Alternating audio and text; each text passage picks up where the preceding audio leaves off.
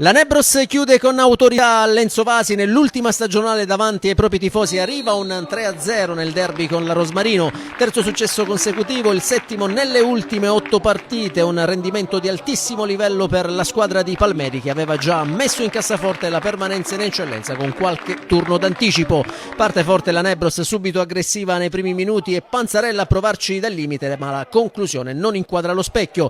Il Rosmarino risponde senza esitazioni con Taimek, il cui destro sorvola la traversa e con una punizione di Fricano che termina fuori. Con il passare dei minuti cresce la pressione della Nebros, Travaglia chiama all'intervento Bonfiglio, attento nella risposta, mentre Pontini esalta ancora i riflessi dell'estremo difensore avversario. Ci prova anche De Nadal, ma trova un Bonfiglio sempre presente. Sul finale di frazione il mancino in diagonale di Parisi si spegne di poco a lato.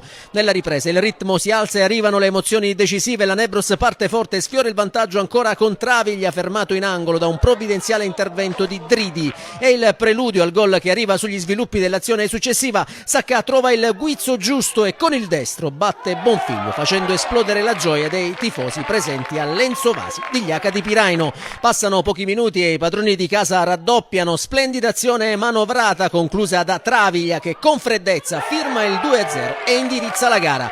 La squadra di Palmeri insiste e sfiora ancora il gol, prima con Pontini il cui sinistro viene deviato in angolo e poi con Bontempo che sugli sviluppi del corner manca di poco il bersaglio. Il triste però nell'area e arriva puntuale a firmarlo è Spinella che si coordina alla perfezione con un destro al volo, supera ancora Bonfiglio chiudendo definitivamente i conti sul 3-0.